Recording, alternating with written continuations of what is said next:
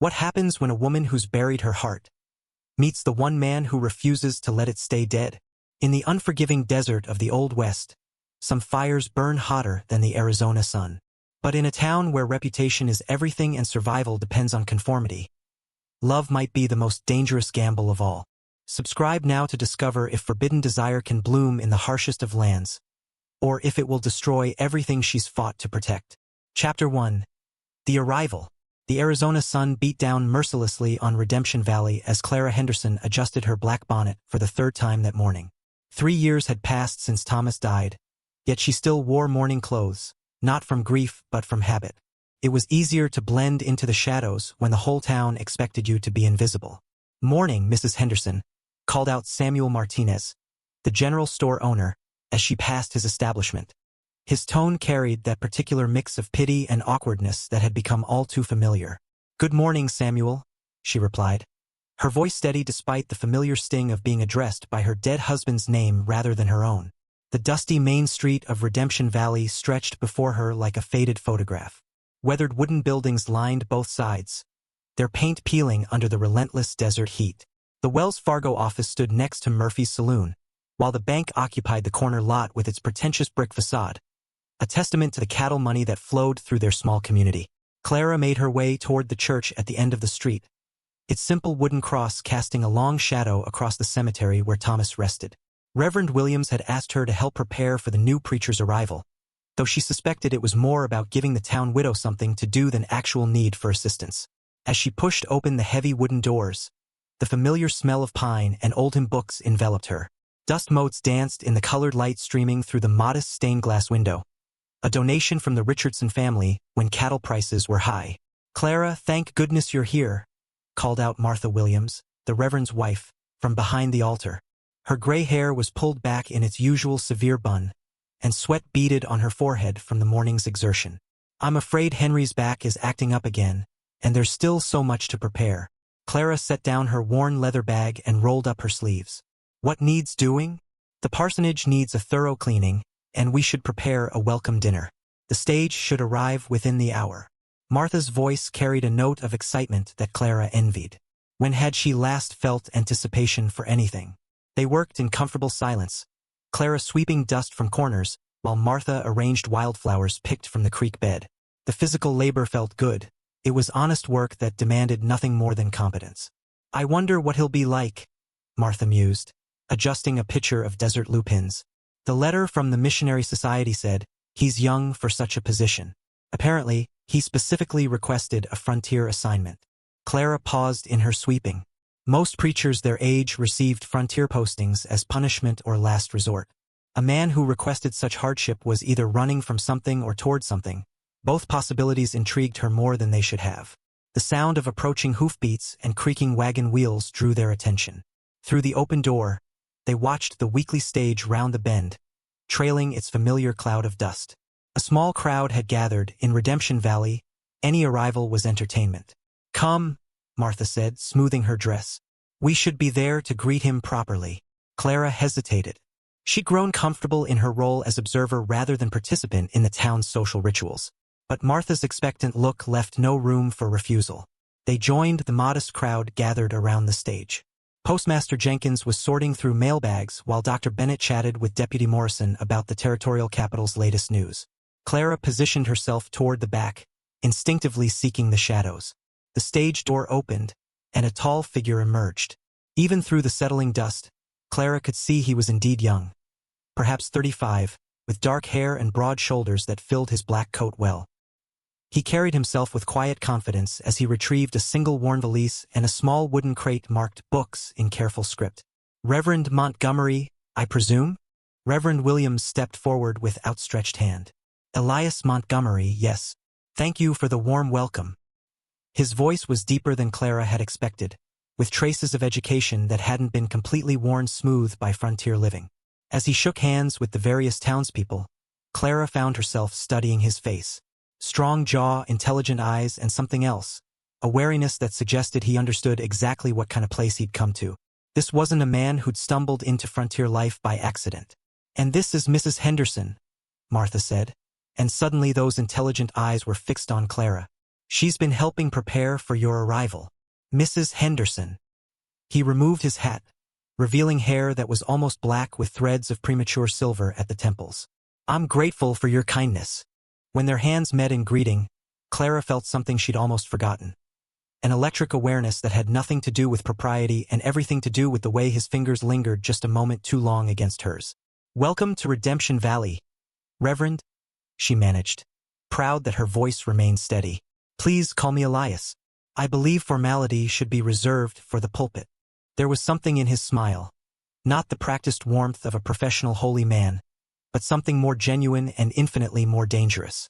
As the crowd began to disperse, Clara caught herself glancing back at the new preacher.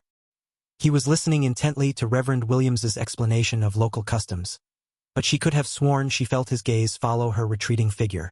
Walking home along the dusty road to her small farm, Clara tried to shake the unsettling encounter from her mind. She had work to do. Animals to tend, a garden to water, and 1,000 small tasks that kept her days full and her thoughts occupied. But as she drew water from her well that evening, watching the sun paint the desert mountains in shades of copper and gold, she found herself wondering about the man who'd chosen to bring God's word to their forgotten corner of the territory. And more troubling still, she wondered why his eyes had seemed to see straight through the careful barriers she'd built around her heart. Chapter 2. Sunday Revelations. The Sunday morning heat was already oppressive by the time Clara arrived at church, though the sun had barely cleared the eastern mountains. She'd deliberately timed her arrival to avoid the social gathering that typically preceded services, preferring to slip into her usual pew in the back corner without drawing attention. But as she settled into the familiar wooden seat, she realized her strategy had backfired. With most of the congregation still chatting outside, the nearly empty church made her early arrival conspicuous rather than invisible. Good morning, Clara. The voice came from directly beside her, and she turned to find Elias Montgomery settling into the pew next to hers. Reverend. She inclined her head slightly, hyper-aware of his proximity. He wasn't wearing the formal black suit she'd expected, but rather dark trousers and a simple white shirt, sleeves rolled to his forearms in deference to the heat. I wanted to thank you again for your help yesterday. The parsonage is more comfortable than any frontier lodging I've experienced. Martha Williams deserves the credit. I merely swept floors. Humble work is often the most necessary. He paused, studying her face with those disconcerting eyes. May I ask why you choose to sit so far from the altar? In my experience, the most faithful often prefer the front rows. The question caught her off guard. Most people in Redemption Valley had stopped asking Clara personal questions years ago, accepting her withdrawal as natural for a widow. I find I can listen better without distraction, she said carefully. And what distracts you in the front rows? The intensity of his attention was unsettling. People, she admitted. Their expectations. Their observations. Elias nodded slowly. I understand. Sometimes the hardest part of faith is practicing it under scrutiny. Before Clara could respond, the church began filling with the usual Sunday congregation. The Richardsons took their prominent front pew, followed by the Martinez family with their 3 young children. Widow Peterson shuffled in alone, as always, while the younger families clustered in the middle sections. Clara noticed how their neighbors' eyes lingered on the new preacher sitting beside her, and she felt heat rise in her cheeks that had nothing to do with the desert temperature. Perhaps you should join Reverend Williams up front, she suggested quietly. Perhaps, but I think I'll stay here, if you don't mind the company. The service began with hymns Clara had known since childhood, but she found herself distracted by the rich baritone voice beside her. Elias sang without consulting the hymnal, his memory apparently holding dozens of verses she'd forgotten existed. When it came time for the sermon, he moved to the pulpit with easy confidence. The prepared text was on biblical stewardship, safe territory for a first sermon. But as Clara listened, she realized this man's understanding of stewardship went far beyond monetary offerings. We are called to be stewards of more than our earthly possessions, he said, his gaze moving across the congregation. We must tend our relationships, our communities, and yes, our own hearts, with the same careful attention we give our crops and cattle. His eyes found hers across the room. For what good is a field left fallow by fear? What harvest can come from ground that's been neglected not by laziness, but by the mistaken belief that it's no longer capable of bearing fruit?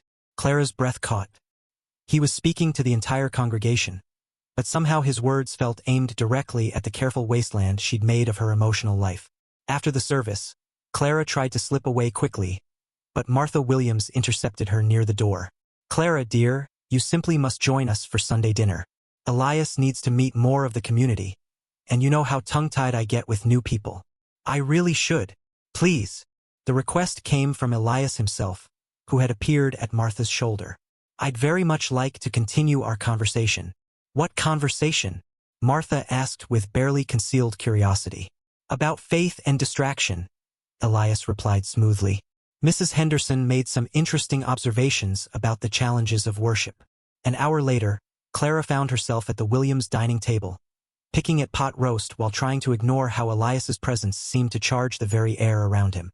The conversation ranged from territorial politics to the challenges of desert farming, but she felt his attention return to her repeatedly. "Tell me about your land, Clara," he said during a lull. "I understand you've been managing it alone since your husband's passing." "There isn't much to tell. It's a small ranch, more of a homestead, really. Enough for a kitchen garden and a few head of cattle." "That's hardly doing it justice," interjected Reverend Williams. "Clara's one of the most capable ranchers in the valley. She's managed to keep her place profitable when larger operations have struggled." Clara felt uncomfortable with the praise. "I do what needs doing." "As do we all," Elias agreed. "But not everyone does it with such quiet competence." After dinner, as they sat on the Williams' front porch watching the shadows lengthen, Elias moved his chair closer to Clara's. "May I ask you something personal?" She tensed. "You may ask. Do you ever feel like you're living someone else's life? Going through motions that once had meaning but have become mere habit?" The question was so unexpectedly intimate that Clara's carefully constructed defenses crumbled for a moment. "Every day," she whispered, then immediately regretted the admission. "I thought so. I recognized the look. I've seen it in my own mirror often enough." "You?" She turned to study his profile. "But you're starting fresh here. You have purpose, calling." "Do I? Or am I just running from questions I don't want to answer, hiding behind a collar and good intentions?" His honesty was devastating. Clara had grown so accustomed to surface conversations and social pleasantries that his directness left her feeling exposed and strangely exhilarated. "Why did you really come to Redemption Valley?" she asked. Elias was quiet for so long she thought he might not answer. Finally, he spoke. "Because sometimes you have to go to the edge of nowhere to find out who you really are. And sometimes," he looked directly at her, "sometimes you need to meet someone else who's been asking the same questions." As Clara walked home that evening, his words echoed in her mind. The desert air was finally cooling, and night-blooming cereus were beginning to open along the creek bed, their ghostly white flowers releasing sweet perfume into the darkness. For the first time in 3 years, she felt truly awake. Chapter 3. Dangerous Ground. Clara tried to avoid the church for the rest of the week, but by Thursday afternoon, she could no longer ignore Martha Williams' persistent requests for help with the women's auxiliary meeting. More troubling was her own growing desire to see Elias again, a want so intense it frightened her. When she arrived at the church, she found him in the cemetery, kneeling beside a weathered headstone with a small pot of paint and a fine brush. He'd removed his jacket in deference to the heat, and his white shirt clung to his shoulders as he carefully restored faded lettering. "Sarah Catherine Morrison, beloved daughter," Clara read aloud, approaching quietly. She was only 7. Elias looked up, shielding his eyes against the afternoon glare. Deputy Morrison mentioned it was hard to read. "I thought," he gestured at the neat black letters he'd been painting. "Everyone deserves to be remembered clearly." Clara knelt beside him, studying his careful work. "This isn't part of your pastoral duties. Neither was sitting in your pew last Sunday, but some things feel necessary regardless of duty." The parallel made her pulse quicken. "People will talk. Let them." He set down his brush and turned to face her fully.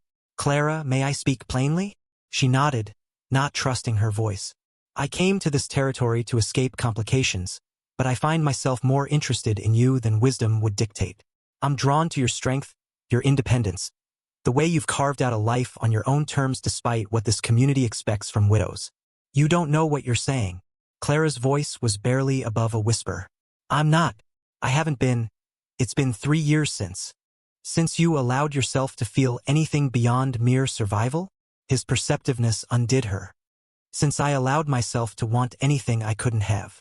"Who says you can't have it?" Clara gestured toward the church, The town visible beyond the cemetery walls. Everyone, everything. A preacher and a widow. The scandal alone would destroy us both. Would it?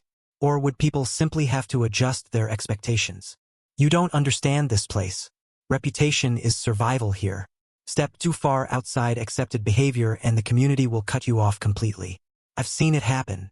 Elias moved closer, close enough that she could smell the soap he used, see the flecks of gold in his brown eyes. What if I told you I've already stepped outside accepted behavior just by having this conversation? Then you're more foolish than I thought. Perhaps. But I'd rather be foolish and alive than wise and empty. Clara stood abruptly, needing distance. I should go. Martha's expecting me. Clara. His voice stopped her. I'll be visiting homesteads this week, checking on families who can't make it to town regularly. Would you mind if I called on you Friday afternoon? She knew she should refuse. Every rational thought screamed that encouraging his attention was madness. But the part of her that had been dormant for 3 years, the part that remembered what it felt like to be desired, won out. I suppose that would be appropriate. Friday afternoon found Clara in a state she hadn't experienced since her youth. Nervous anticipation that made her change clothes twice and check her reflection in the cracked mirror above her washstand more times than she cared to count. She'd settled on her blue calico dress, the one she'd worn to social gatherings before Thomas died, and braided her dark hair into a neat coil at the base of her neck. When she caught herself pinching her cheeks for color, she forced herself to stop. This was a pastoral visit, nothing more. But when Elias arrived on horseback, dismounting with easy grace and approaching her porch with that intense focus she'd come to recognize, Clara knew they were both pretending this was something it wasn't. Your land is beautiful, he said, accepting the glass of cool well water she offered. The way you've managed the water rights alone is impressive. They sat on her front porch, the desert stretching endlessly before them. Clara found herself telling him about the challenges of working the land alone, the dawn-to-dark schedule, the constant vigilance against drought and predators, the satisfaction of coaxing life from harsh soil. You love it, he observed. I need it, she corrected. It gives me purpose. Love and need aren't mutually exclusive. As the afternoon wore on, their conversation grew more personal. Elias spoke about his previous assignments, towns where his questions about doctrine had made him unwelcome, congregations that preferred comfortable lies to difficult truths. Why the ministry? Clara asked. You could have been anything, teacher, lawyer, doctor. Because I believed God called me to it. Now, he paused, staring at the horizon. Now I wonder if I was just hiding from the world, using faith as an excuse to avoid living fully. And what would living fully look like? Instead of answering, Elias stood and moved to the porch railing. May I ask you something that might offend you? Clara's heart began racing, but she nodded. When you think about your husband, do you miss him? Or do you miss having someone to miss? The question hit her like a physical blow. That's cruel? Perhaps. But I think you've been grieving an idea rather than a man, and that's a very different kind of sorrow. Clara stood abruptly, anger flaring. You have no right to judge my marriage or my grief. You're right. I'm sorry. But his eyes didn't look sorry. They looked like he'd confirmed something he'd suspected. I should go. As he prepared to leave, Clara felt panic rise in her chest. Despite his presumption, she didn't want him to go. She wanted him to stay, to keep asking uncomfortable questions, to keep looking at her like she was worth seeing. Elias. His name felt foreign on her tongue, intimate in a way that made her brave. Would you like to stay for supper? It's just beef stew. But his smile was answer enough. They ate by lamplight, the flickering flame casting dancing shadows across the rough-hewn walls of her kitchen.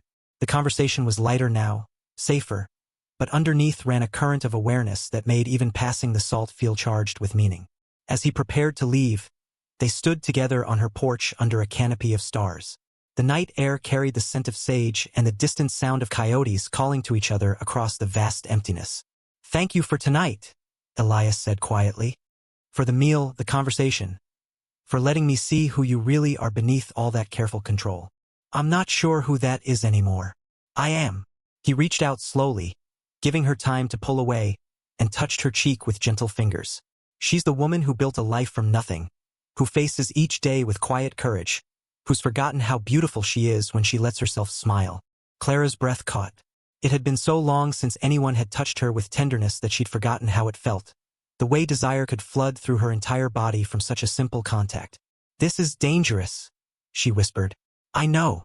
People will see. They'll talk. I know. It could destroy everything we've both worked for. I know." His thumb brushed across her cheekbone. "Do you want me to stop?" Clara closed her eyes, fighting against 3 years of careful self-denial.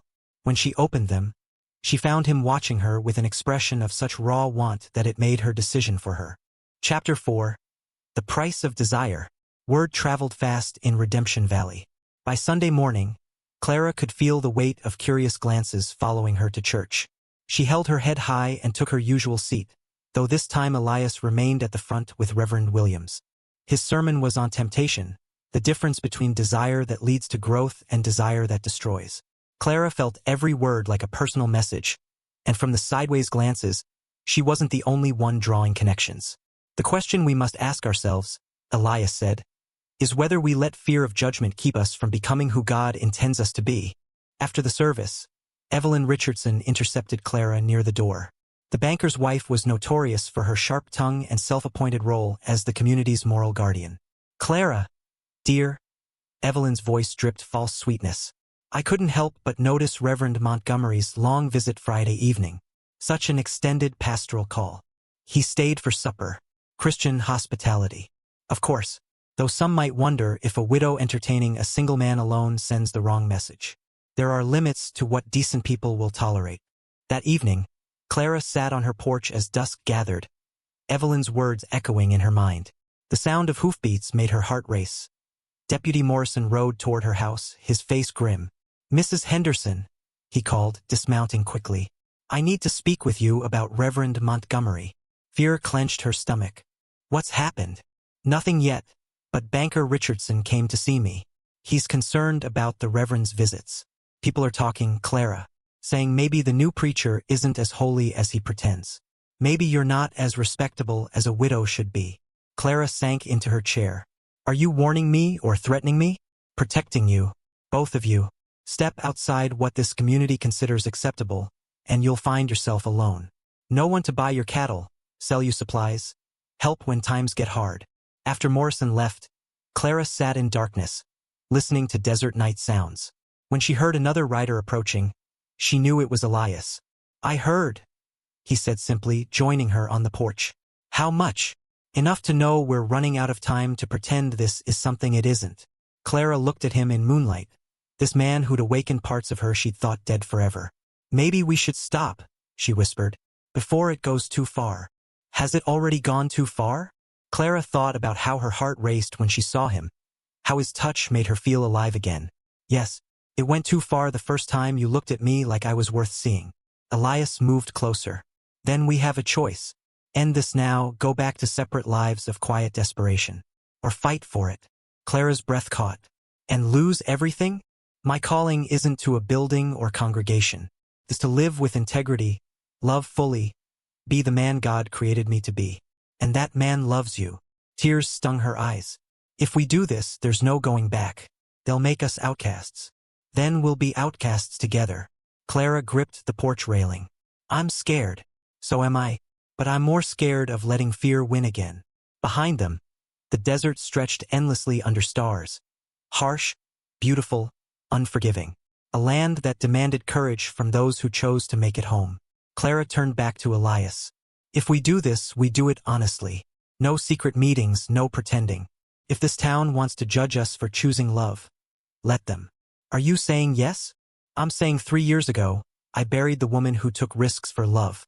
But you've brought her back to life, and she's not going back in the ground." When he kissed her, it was with the passion of a man who'd waited his whole life for this moment. Clara kissed him back with 3 years of dormant desire and newfound courage, tasting freedom. They pulled apart breathless, understanding everything had changed. "So what happens now?" Clara whispered. "Now we find out if love really is stronger than fear." As they held each other under the vast desert sky, neither spoke about the challenges ahead. They'd face those tomorrow, together with the courage that brought them to this moment. Tonight, they held on to the promise that some risks were worth taking, some loves worth fighting for, no matter the cost. The end. Thank you for watching. If this story of courage, desire, and the strength to choose love over fear moved you, Please like this video and subscribe for more tales of the human heart. What would you risk for true love? Share your thoughts in the comments below, and don't forget to ring that notification bell so you never miss our latest stories of passion and redemption from America's frontier past.